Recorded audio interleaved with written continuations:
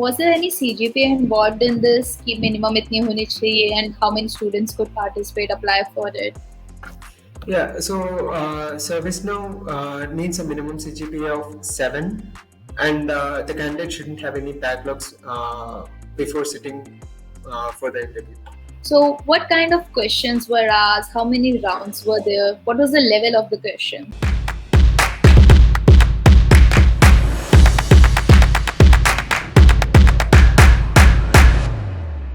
Hey everyone, this is Mehak from Coding Blogs, and for today's section of Success Story, we have with us Sreekar, and he has just been placed at ServiceNow.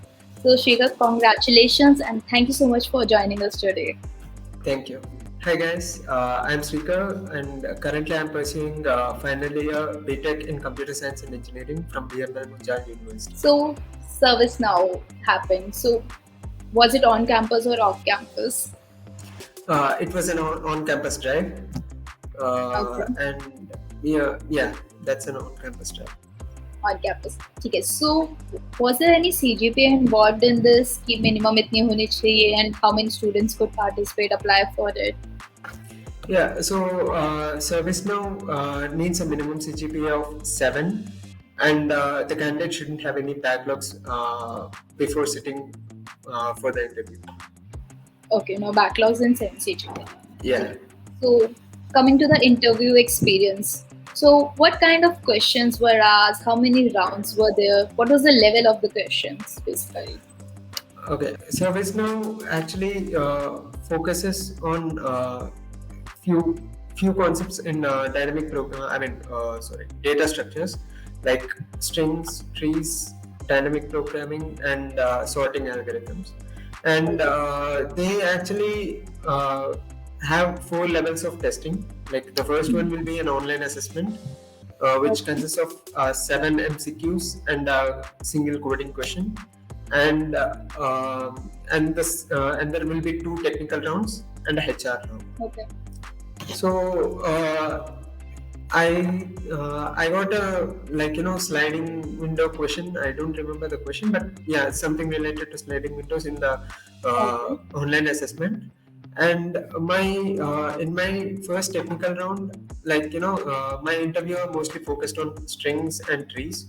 Like he has given me a string, and he needs the output. If you are given service now, you need to and your output should be like something like now service. So you need to reverse the words in a string, and something like he also tested me on trees.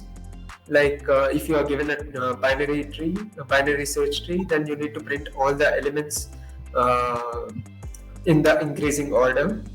So it's basically like you need to have some at least minimum knowledge on tree traversals or something like that. Okay. And my second technical round was mostly based on dynamic programming. Dynamic.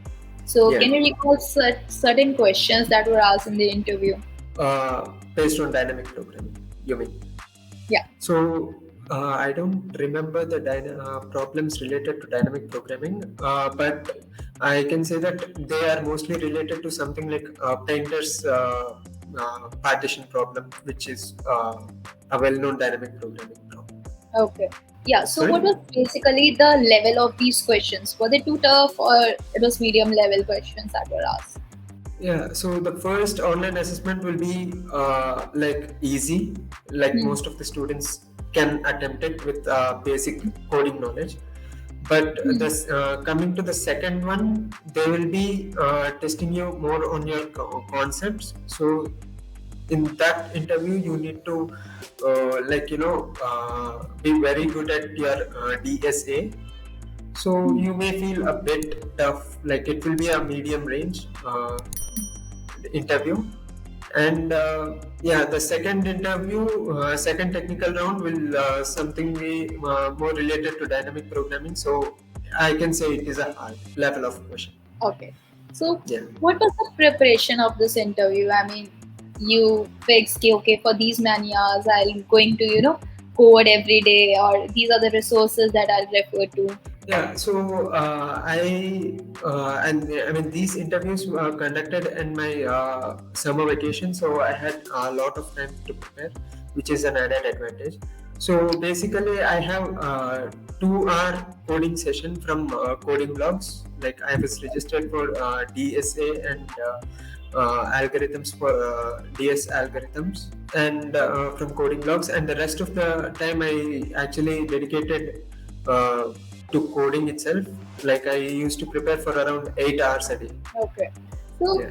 if we'll ask, what motivated you to join this line of programming, coding? So I can say that my friends are the first ones to teach coding, which actually gave me an interest to start take computer science and learn more of the languages and something like that. Yeah, they gave me the interest, I can say. Nice. So, any last advice, maybe related to the interviews or coding, anything that you'd like to add? Yeah, so the one thing that I should mention is that you need to have good amount of projects in your hand before appearing for any interview. You need to have complete knowledge on what project you have built, because sometimes they may ask you like to change some lines of code in your project, and they may ask you to show it at the time of interview, and they may also test you on Java mostly, because ServiceNow is a company which basically works with Java more. Hmm. So Okay. you need to at least have minimum knowledge in Java, and apart from that, yeah, it's all about projects and presentation. Nice. So, Yeah, Shrikar, thank you so much for joining us today and sharing your success story with us. And we hope you do well in the future as well.